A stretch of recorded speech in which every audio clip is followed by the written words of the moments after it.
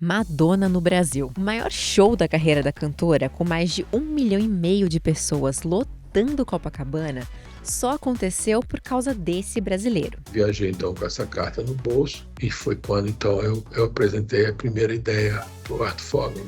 Falei, olha, temos essa ideia, eu conversei com a prefeitura apoiaria o evento, acho que pode ser uma coisa grandiosa, então queria que você pensasse nisso e tal. Então eu disse, não, tudo bem, não temos planos ainda, acho interessante a sua ideia, e só engrenou depois, agora em fevereiro, enfim, recebo um e-mail dizendo, olha, ela quer fazer, quando é que a gente pode fazer? Esse é o Luiz Oscar Niemeyer, carioca, 67 anos e sobrinho do arquiteto Oscar Niemeyer.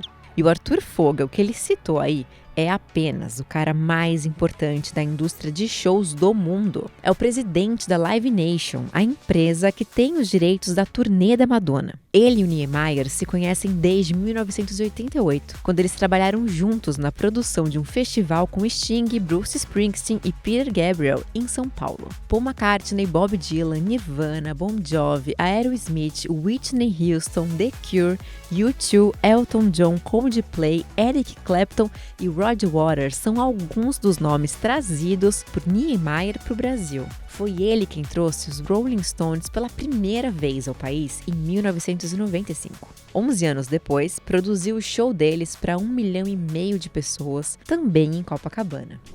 A Operação Madonna começou com Daniela Maia, filha do César Maia, ex-prefeito do Rio de Janeiro.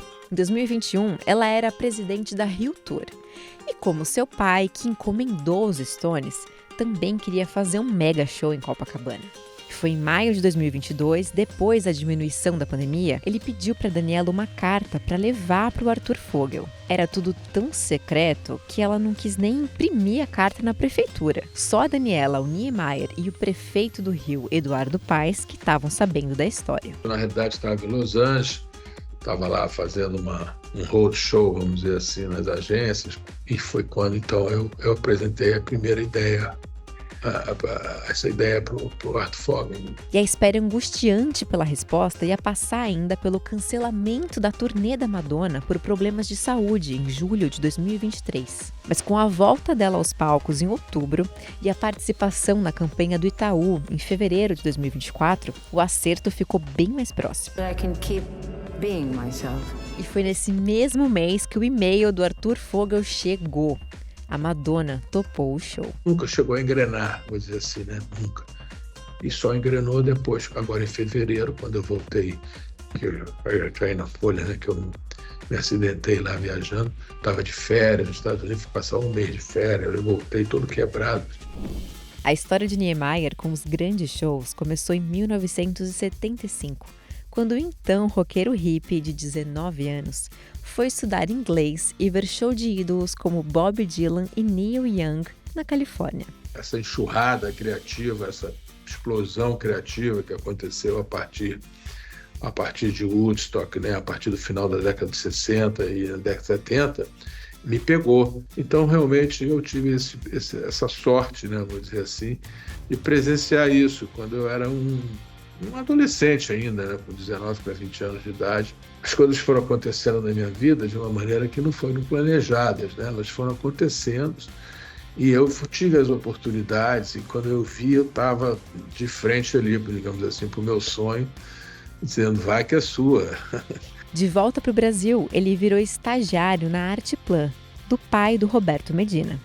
Ele chegou a carregar caixas de som no show do Frank Sinatra em 1980. Aí ele ganhou a confiança da família Medina e entrou no projeto do primeiro Rock in Rio. Os primeiros contatos com os grandes empresários começaram quando ele viajou com Medina para fechar os artistas para o festival de 1985. O primeiro Rock in Rio foi um aprendizado enorme, né?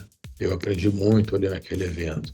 E aprendi fazendo, né? E muito também no convívio com essa produção internacional, com esses executivos internacionais. E uma coisa que ficou clara é que a gente aqui no Brasil não tinha ainda o expertise para poder fazer esses grandes shows. A partir do momento que a gente começou a entender que isso, como fazer, quer dizer, o que entregar para o artista, o que oferecer em termos de qualidade de produção, tecnologia, essa coisa toda, ficava mais fácil, evidentemente, o artista, a gente foi ganhando a credibilidade, o entendimento, a confiança, essa coisa toda. Em todos esses anos, Niemeyer coleciona histórias, como esses sufocos no Hollywood Rock nos anos 90. Ele viu a Annie Lennox apavorada depois que uma bala perdida atingiu a parede do apartamento do hotel dela em São Paulo. O Kurt Cobain pulou de uma varanda para outra do 20º andar de um hotel no Rio de Janeiro para fugir da Courtney Love. E o Bon Jovi exigiu passagens de primeira classe só para ver o Super Bowl em Miami e voltar entre um show e outro em 1990. O que deixou o Niemeyer quase enlouquecido com o custo extra, mas ele respirou fundo e pagou. Ou eles não teriam feito a segunda data. Ele resolveu tudo e ganhou fama de apagar incêndios. Foi realmente difícil, porque o Hollywood Rock, evidentemente, era um projeto que a nível internacional estava nascendo. Mas, enfim, passadas as dificuldades iniciais, enfim, a coisa decolou bem e a gente chegou lá. Em outro show em Copacabana, Lenny Kravitz levou quase 1 hora para atravessar no meio da multidão do hotel para o palco. Aí, para os Rolling Stones, ele mandou construir uma passarela direto da varanda do hotel para o palco. E fez o mesmo para Madonna. Agora que, mais uma vez, ele realizou o que parecia ser impossível, tá achando que talvez seja a hora de diminuir o ritmo. E esse tipo de show não dá para você fazer toda hora, né? É uma vez ou outra na vida. Talvez eu não faça mais, seja esse seja o último.